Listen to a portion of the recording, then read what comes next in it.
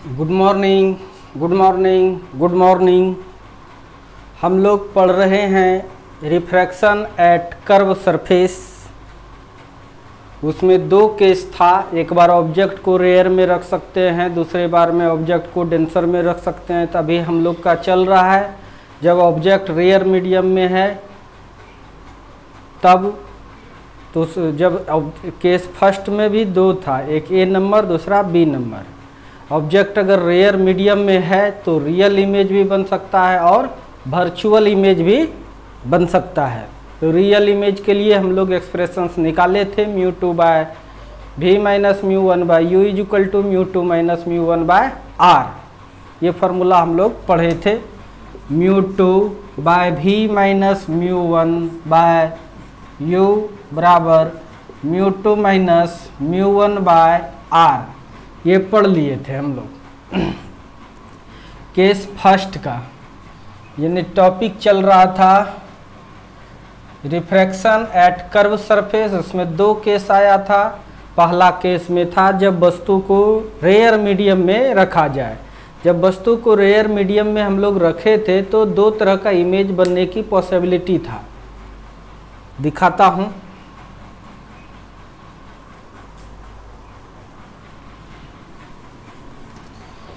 Object को हम लोग रेयर मीडियम में रखे थे।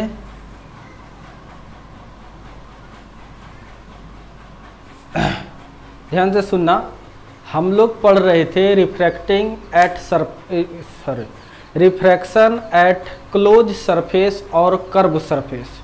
उसमें दो तरह का कर्व सरफेस था, एक था कॉन्वेक्स, दूसरा था कॉनकेव। अभी कॉनकेव पर नहीं जा रहे हैं, अभी कॉन्वेक्स पर जा रहे हैं, उत्तल वाला पे जा रहे हैं। उसमें भी केस दो था। एक केस था जब ऑब्जेक्ट को रेयर मीडियम में रखेंगे और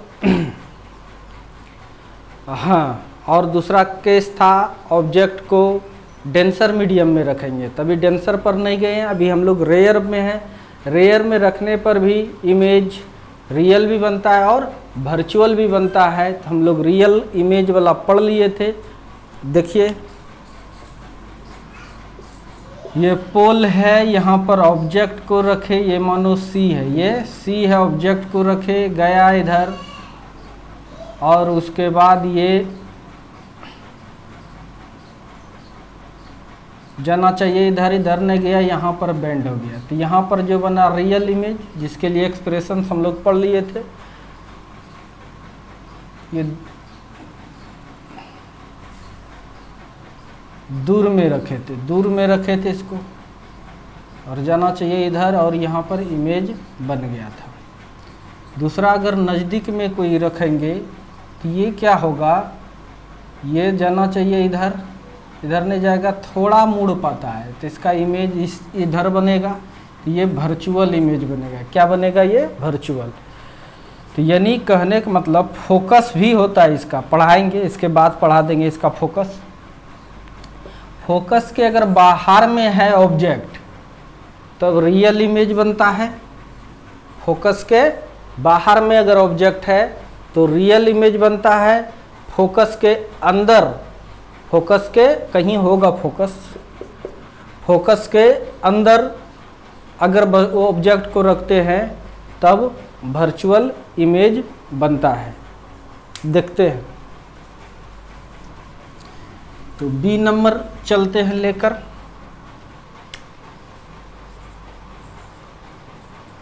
फॉर वर्चुअल इमेज, आभासी प्रतिबिंब। एक मिनट कैमरा देख लेता हूँ।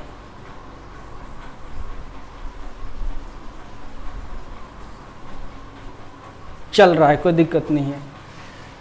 आभासी प्रतिबिंब के लिए तो लिखता हूं व्हेन ऑब्जेक्ट इज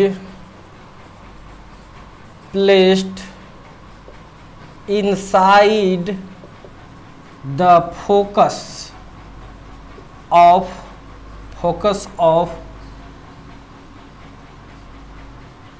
कर्व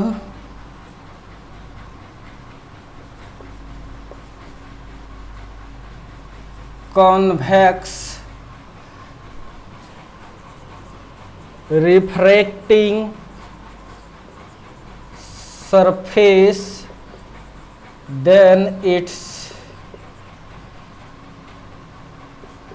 भर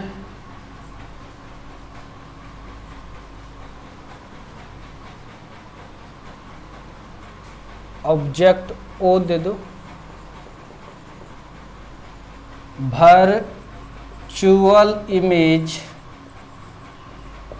आई इज प्रोड्यूस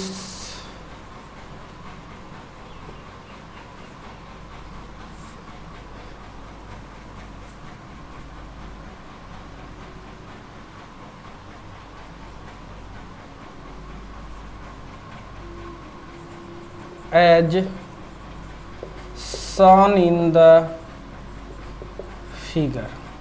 ओके, हिंदी हो गया। जब वस्तु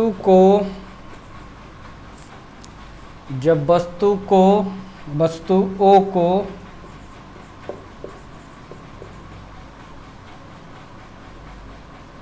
वक्र उत्तल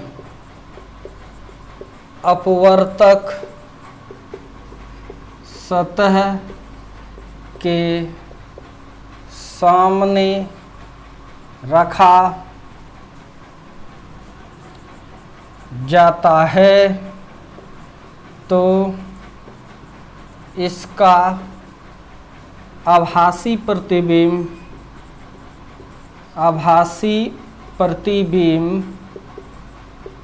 आई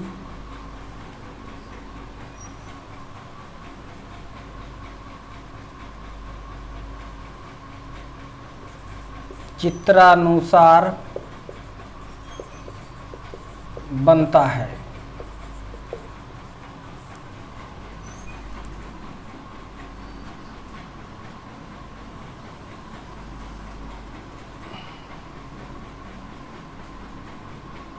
ये डेंसर मीडियम है।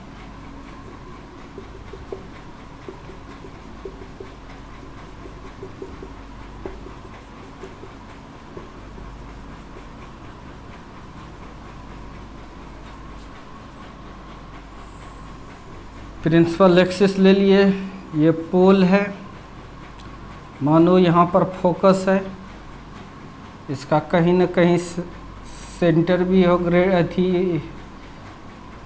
रेडियस ऑफ कर्वेचर भी होगा सी।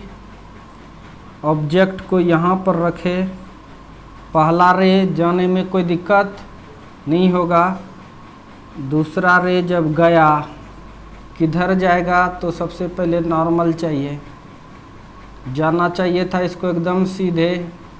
क्या ये सीधे जाएगा? नहीं, नॉर्मल की ओर झुकेगा। इस बार ज़्यादा नहीं झुक पाता है, इस बार ज़्यादा झुक नहीं पाता है, क्योंकि रे नज़दीक से जा रहा है, फोकस के अंदर से जा रहा है, तो कितना मोड़ेगा? ज़्यादा मोड़ नहीं पाता है। उस बार क्या था, फोकस से दूर में था तो रे कम एंगल पर इंसिडेंस हुआ था, इसीलिए इसको मोड़ दिया तो यहाँ मिल गया। इस बार उतना मोड़ नहीं पा रहा है, इसका मतलब ये रे और ये रे कभी इधर मिलेगा नहीं, इसलिए इसको जब पीछे बढ़ाए, इसको जब पीछे बढ़ाए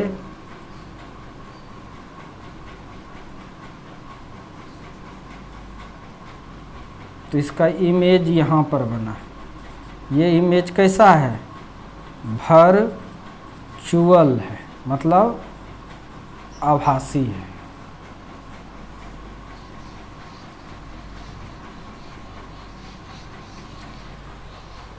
तो मान लो ऑब्जेक्ट जो एंगल बना रहा है उसको मान लिए ये एंगल अल्फा, इमेज जो बना रहा है उसको मान लिए ये एंगल बीटा, और रेडियस ऑफ कर्वेचर जो एंगल बना रहा है वो गामा मान लिए,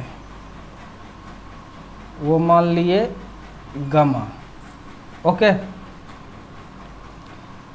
और इंसिडेंट एंगल नॉर्मल से जो एंगल बनाता है इसको हम लोग कहते हैं आई, और यहाँ पर ये जो नॉर्मल से एंगल बनाया इसको क्या कहेंगे हम लोग, आर। इसको क्यू पॉइंट दिए थे, ये पी डैश था, ये पी डैश था।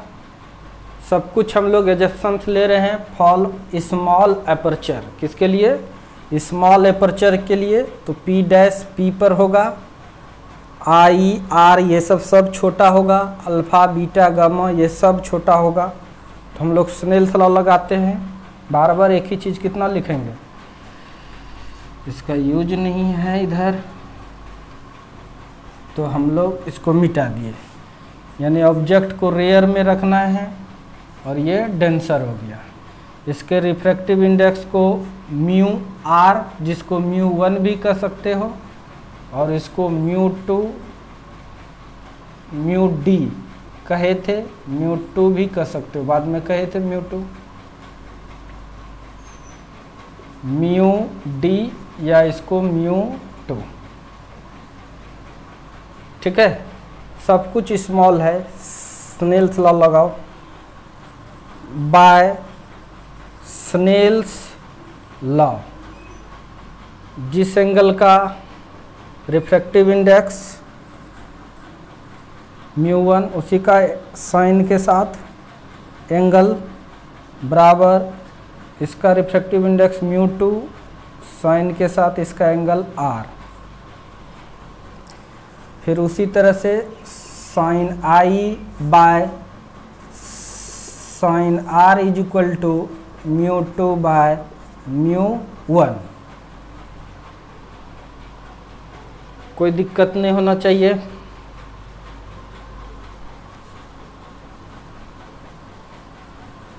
इसके बाद हम इधर लिख रहे हैं फॉर स्मॉल एंगल, छोटा कौन रहेगा तो आई साइन थीटा लगभग थीटा के बराबर हो जाएगा। I by R is equal to mu 2 by mu 1। कोई दिक्कत नहीं। अब हम लोग को आई और आर का मान चाहिए। आई तो ये है, देखिए ये ट्रायंगल ले रहे हैं O C Q, in triangle O C Q, O C Q त्रिभुज के दो अंतः कोणों का योग बाहरी कोण के बराबर होगा। यानी यहाँ पर आप लिख सकते हैं आई जी तुम बराबर हो alpha plus gamma, alpha plus gamma.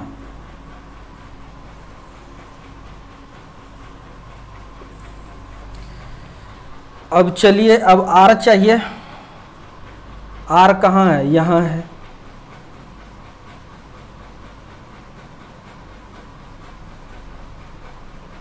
तो ये वाला ट्रायंगल लो, ये वाला I C F, I C Q, in triangle I C Q, I C Q.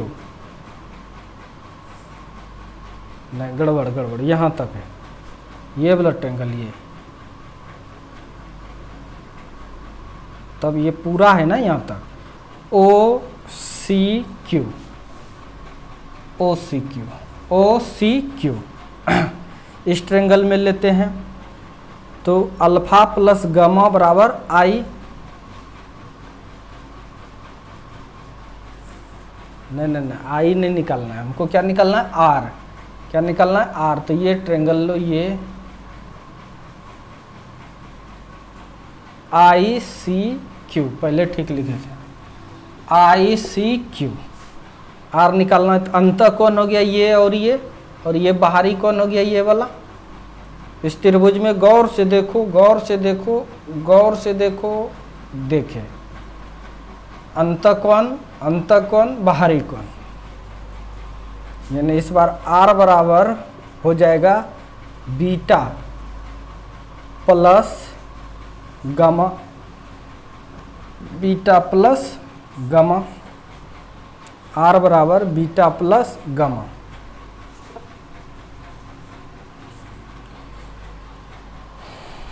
इसको इक्वेशन फर्स्ट मान लो।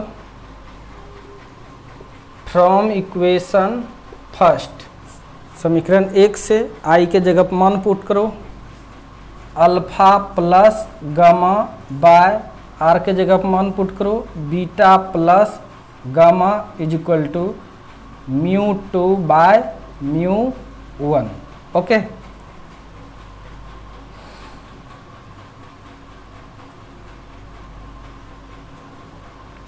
कोना कोनी गुना कर दो, μ1 और μ1 into alpha plus gamma is equal to μ2 into beta plus gamma.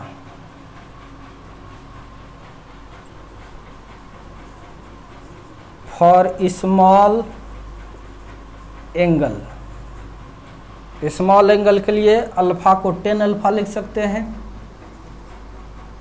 या इसको एक स्टेप और आगे करो,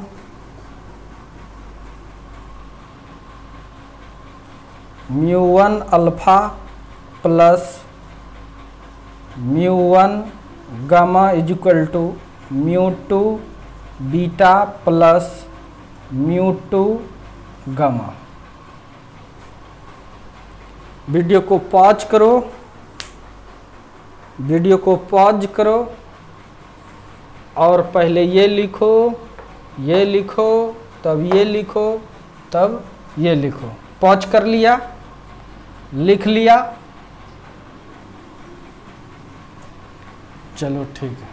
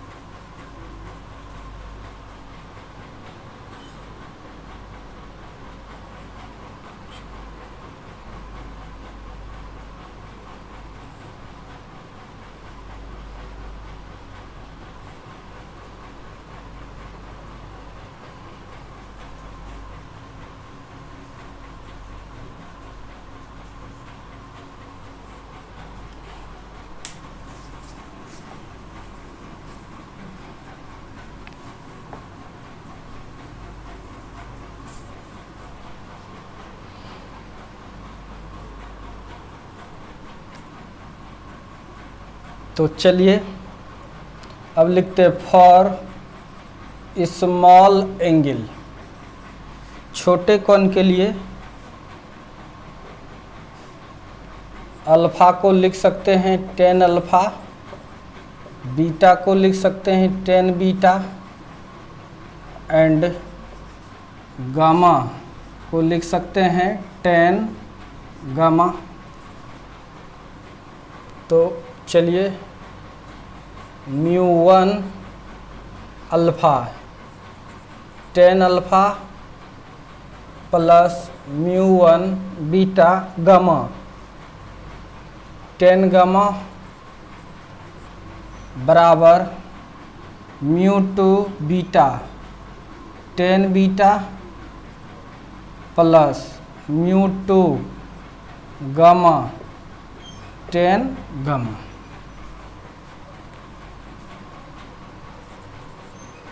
तो μ1 is equal to 10 alpha, alpha कहाँ है, ये है, ये ट्रायंगल में देखो P बाई बी, छोटा द्वारक P डैश P पर लाई करता है, P का role PQ, PQ by B का role OP plus μ1 tan gamma, gamma कहाँ है यहाँ, P हो गया PQ, इस ट्रेंगल को देखो PQ बाय PC बराबर μ2 tan बीटा, बीटा कहाँ है यहाँ है, ये ट्रेंगल में देखो PQ by PI plus μ2 tan gamma, देखो P का रोल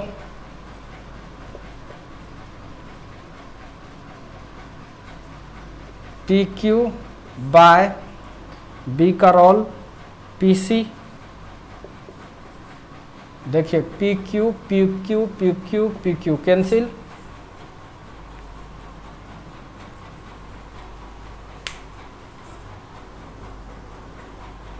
अब मिटा देता हूँ। अब हाँ अभी ज़रूरत है फिगर का, ये लिखना, उसके बाद हम इधर लिख रहे हैं।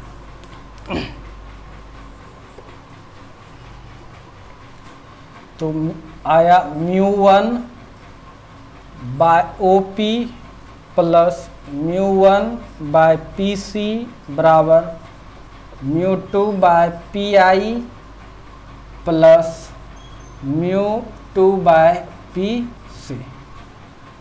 साइन कन्वेंशन यूज करो, by using sign convention, sign convention का उपयोग करने पर चिन्ह परिपाटी का उपयोग करने पर, करो μ1 था, μ1 दिए by OP, OP object distance है, लाइट इधर जा रहा है, हम आए इधर तो माइनस में आएगा, माइनस U ऑब्जेक्ट डिस्टेंस हो गया ये, प्लस μ1 PC, PC इधर है प्लस में होगा, रेडियस है ये, बराबर μ2 PI, PI इधर चले आए माइनस में होगा, इमेज डिस्टेंस है V से minus V, μ2 PC, PC radius हो गया प्लस में,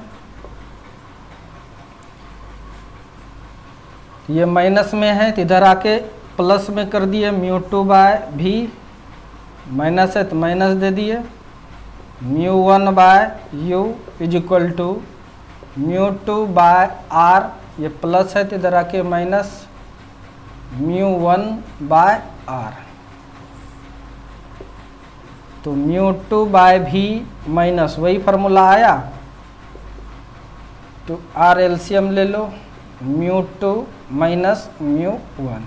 हर एक केस में जैसे मिरर फार्मूला होता था ना, 1 बाय मिरर फार्मूला दर्पण के लिए, 1 बाय मिरर फार्मूला दर्पण के लिए था,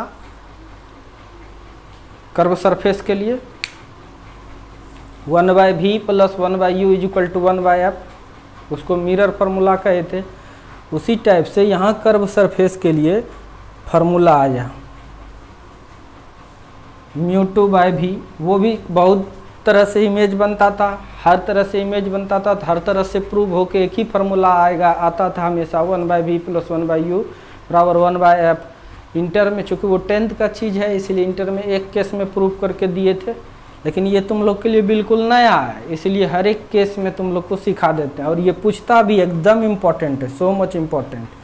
जैसे उसको रिलेशंस जो निकला था U भी R या F के लिए, उसको मिरर फार्मूला कहे थे। यहाँ पर जो रिलेशंस निकलेगा तो इसको हम लोग कर्व रिफ्रैक्टिंग फार्मूला कहेंगे हम लोग।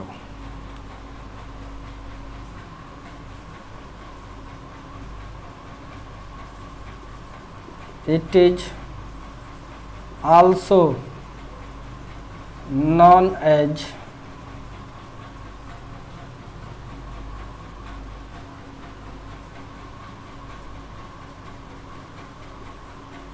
curve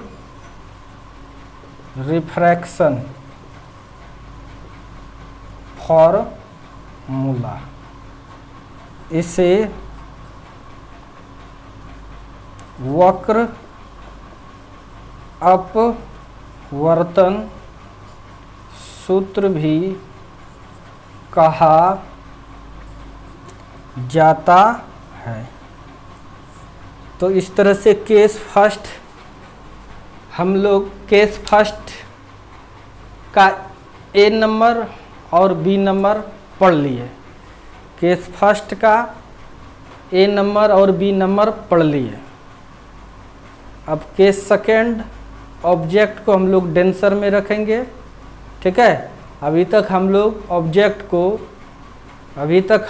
ऑब्जेक्ट को रेयर में रख रहे थे। रेयर में रखते हुए ए नंबर में रियल इमेज के लिए फार्मूला प्रूव किए थे और बी नंबर में वर्चुअल इमेज के लिए फार्मूला प्रूव किए। दोनों फार्मूला एक ही है, एक ही आने वाला हर केस में। तो मिटा देता हूं इसको, पॉज करो और लिखो, ये लिखो और ये लिखो। यहाँ तक फिगर पहले उतार लिया होगा।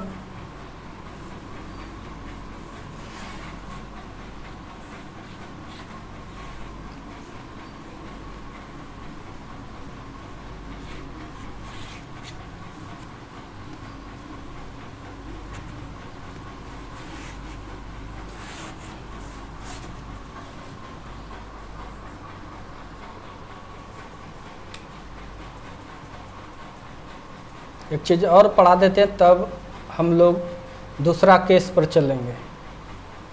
डेरिवेशन फॉर फोकल लेंथ, अभी यूज कर दिया था फोकस, इसीलिए देखो फोकल लेंथ कैसे निकलता है। Derivation for focal length of curve refracting surface, वक्र अपवर्तक सतह के फोकस दूरी के लिए व्यंजक मतलब फार्मूला, इसको सूत्र भी कहते हैं।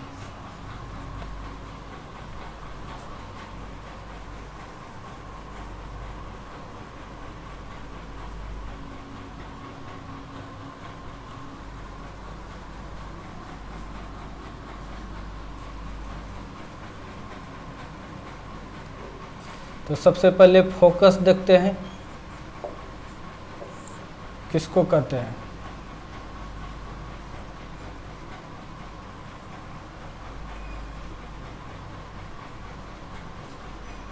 फोकस पर जब रखते थे, फोकस चाहे कहीं पर भी, चाहे उत्तल दर्पण के लिए लो, अवतल दर्पण के लिए, फोकस पर अगर कोई वस्तु को रखते थे तो इमेज कहाँ बनता था? अनंत पर। अगर फोकस पर किसी वस्तु को रखते थे तो इमेज कहाँ बनता था? अनंत पर, हमेशा नहीं।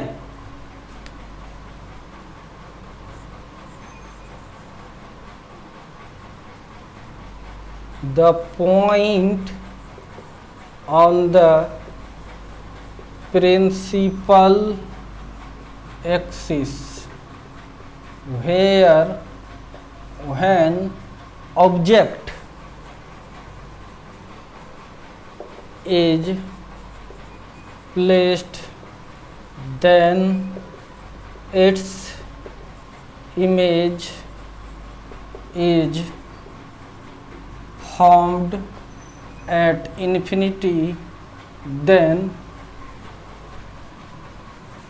such point is called focus or focus point।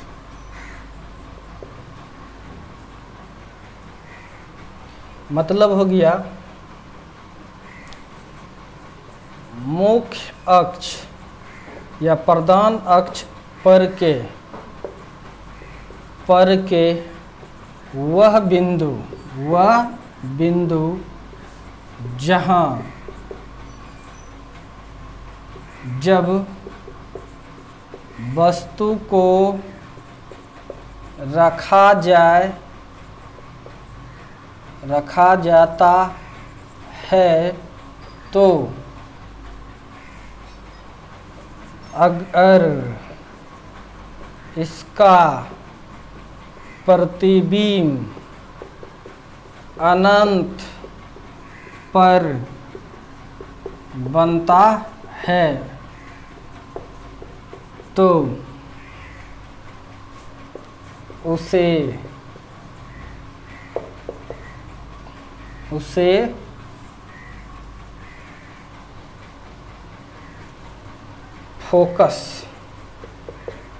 Focus या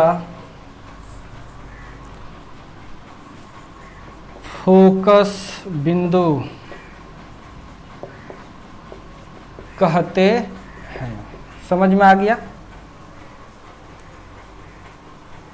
जैसे देखिए, एक ले लिए कर्व रिफ्रैक्टिंग सरफेस, ये इसका सेंटर हो गया, ये पोल हो गया। यहाँ पर एक पॉइंट लिए ऑब्जेक्ट रखे, पहला रे जाएगा, कोई दिक्कत नहीं है।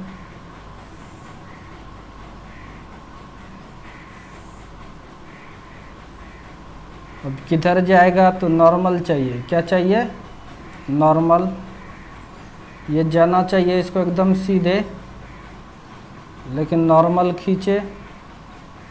अब यह ड्रेयर से डेंसर में जाएगा, नॉर्मल की ओर झुकेगा, झुका इतने सा, इस तरह से झुका तो ये रे और ये रे दोनों पैरेलल हो गया। पीछे भी बढ़ाएंगे या आगे भी, तो इसका मतलब अनंत पर इमेज बनेगा। कहाँ बनेगा इमेज? अनंत पर बनेगा। तब जो ये पॉइंट है प्रिंसिपल एक्सिस का, जहाँ पर ऑब्जेक्ट रखे हैं, इसका मतलब ये फोकस पर है। कहाँ पर है? ये फोकस पर है। वही कहते हैं मुख्य अक्ष पर के वह बिंदु, मुख्य अक्ष पर के वह बिंदु जहाँ जब वस्तु को रखा जाता है, वस्तु को रखा जाता है तो अगर इसका प्रतिबिंब अनंत पर बनता है, यानी इमेज डिस्टेंस कहाँ बनेगा? अनंत पर बनता है, तो उसे फोकस या फोकस बिंदु कहते हैं। यही है तुम्हारा फोकस। फोकस को हम लोग किससे दिखाते हैं? फोकस को हम लोग एफ से दिखाते हैं। किससे दिखाते हैं? एफ से। तो यहाँ पर एफ जो है वही है ऑब्जेक्ट डिस्टेंस। एफ जो है वो क्या है? ऑब्जेक्ट डिस्टेंस है। क्या है वो? ऑब्जेक्ट डिस्टेंस है। तो हमको ये एफ निकालना है। मान लो ये रेयर मीडियम है और ये डेंसर मीडियम है। इसका रिफ्रैक्टिव इंडेक्स μ1, इसकी रिफ्रैक्टिव इंडेक्स μ2। तो निकालता हूँ बाय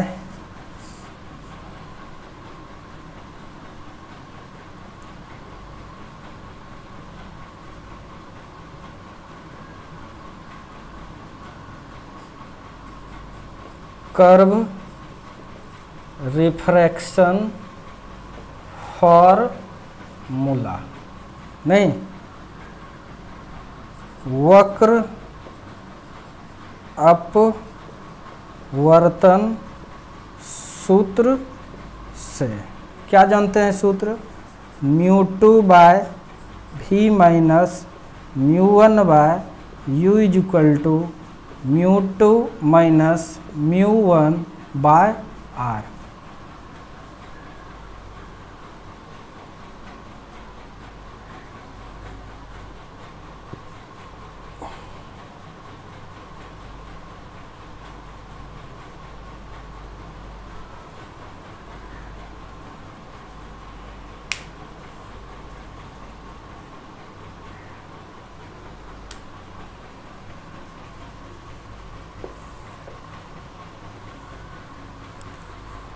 तो इसके बाद चलते हैं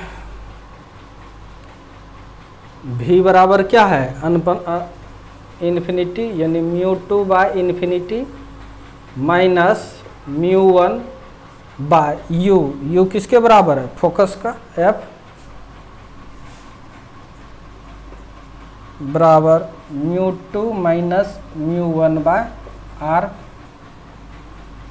इन्फिनिटी किसी भी संख्या में भाग देने पर 0 माइनस μ1 बाय f तो μ2 माइनस μ1 बाय r। f निकालना है ना,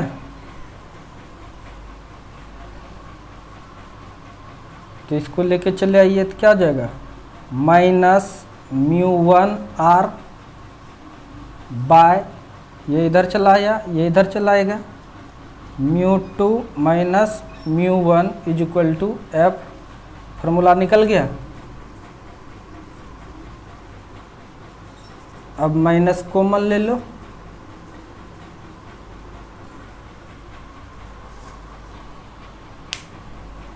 इसके बाद ऊपर में वीडियो को पॉज करो, उतारो यहाँ तक उतारो, वीडियो को पॉज करो, उतारो यहाँ तक।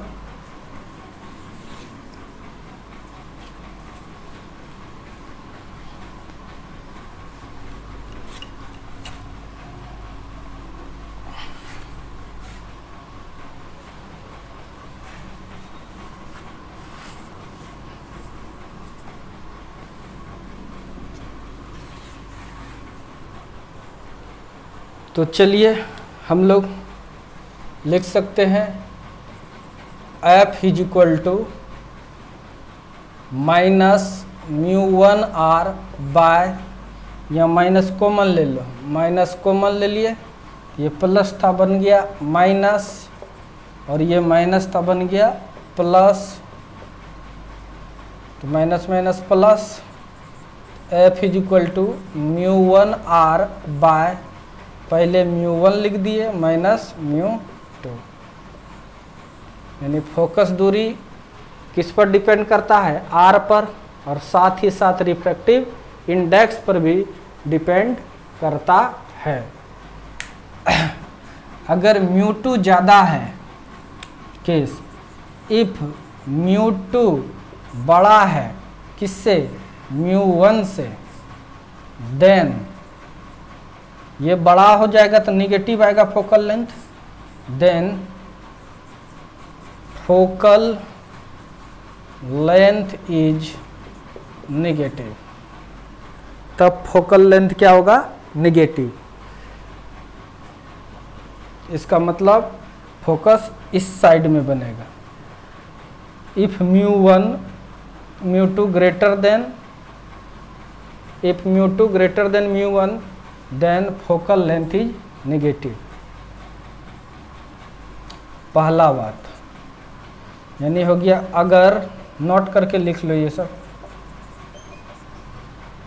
अगर μ2 बड़ा है μ1 से, तब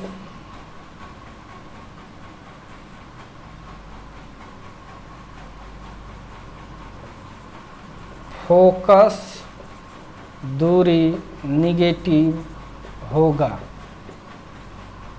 दूसरा बात, if μ1 greater than μ2 then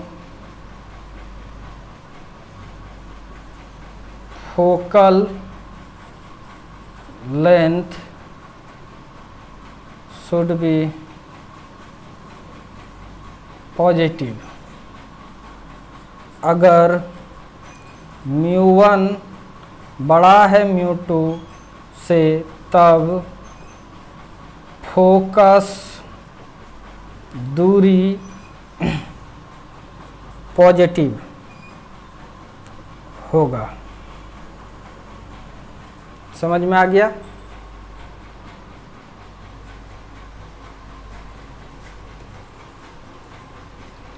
if तीसरा नंबर, इफ μ1 बराबर हो गया μ2 का, then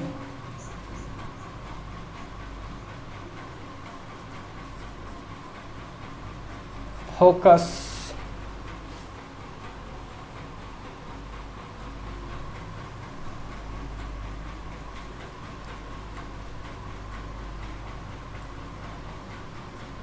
focal length will be infinity or undefined।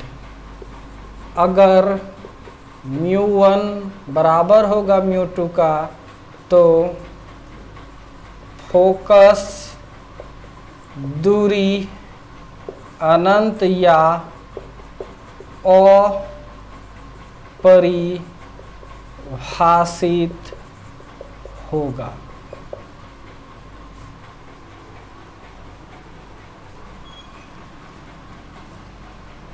अगर रिफ्रैक्टिव इंडेक्स को कांस्टेंट रखेंगे तब फोकस आर के समानुपाती होगा। चौथा बात, इफ या for constant refractive index of both medium focal length is directly proportional to radius of curvature। अगर दोनों माध्यम का अपवर्तनांक अचर हो तो फोकस दूरी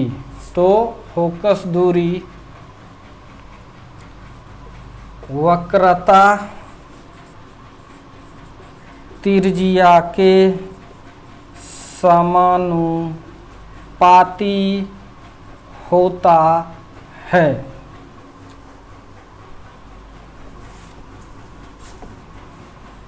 यानी फोकस कब बढ़ेगा? जब रेडियस बढ़ेगा। आर बढ़ेगा तो फोकस बढ़ेगा, आर घटेगा तो ये भी घटेगा। इस तरह से इसको नोट करो। अब हम लोग केस सेकेंड पढ़ेंगे।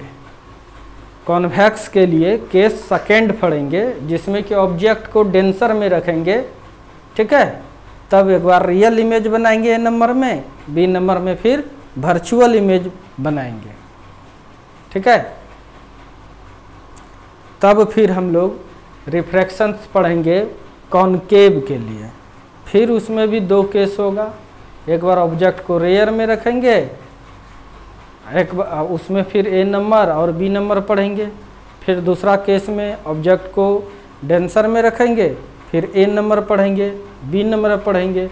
यानी 4 इसमें होने वाला है, 4 उसमें, 4 4 8 केस।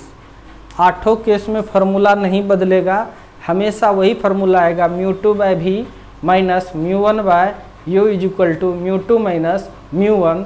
तो इसको याद रखना, कर्व रिफ्रैक्शन फार्मूला याद रखना है। कर्व रिफ्रैक्शन फार्मूला क्या होता है? μ2/v minus μ1/u equal to μ2 minus μ1/r। तो जहाँ कहीं भी कर्व सरफेस पर रिफ्रैक्शंस होगा तो उस जगह का रिफ्रैक्शंस हमेशा स्नेल्स लॉ नहीं लगाएंगे। स्नेल्स लॉ का ही यूज करके हम लोग फार्मूला तैयार कर लिए, μ2/v minus μ1/u equal to μ2 minus μ1/r। इसी फार्मूला का इस्तेमाल करेंगे। Best of luck. जो भी पढ़ा रहे हैं टू द पॉइंट, एक एक चीज़ तुम लोग को पढ़ा रहे हैं, ठीक है। मन लगा के केवल पढ़िए, ये सब चीज़ मिलेगा नहीं फिर कहीं। बिहार बोर्ड के लिए एक केस जो बताए, सीधा कहता है कर्व सरफेस के रिफ्रैक्शंस क्या है, फार्मूला लिख देता है μ2/v minus μ1/u equal to μ2 minus μ1/r। सूत्र स्थापित करें, कोनो केस से कर दो। एक याद रखोगे तो बिहार बोर्ड निकल जाएगा। लेकिन सीबीएसई के लिए आपको कुछ भी जो कहेगा वो करना पड़ेगा, जो टर्म कंडीशन डालेगा उसके लिए करना पड़ेगा, आईसीएसई बोर्ड के लिए भी। इसीलिए बहुत आसान है, आराम से कर सकते हो। हम सारा केस तुम लोग को बताने वाले हैं। फोकस के लिए भी इसका फार्मूला याद रखना। फोकस का फार्मूला μ1 × r बाय μ1 माइनस μ2, एकदम आसान है। बेस्ट ऑफ लक, मन लगा के पढ़िए। Bye bye. इसी तरह से बने रहिए, डेली पढ़िए। चैनल को लाइक करना नहीं भूलें, सब्सक्राइब भी कीजिए, कमेंट कीजिए और शेयर भी कीजिए। ये सब आपकी ड्यूटी बनता है। हम बहुत अच्छे से आप लोग को पढ़ाने की प्रयास कर रहे हैं।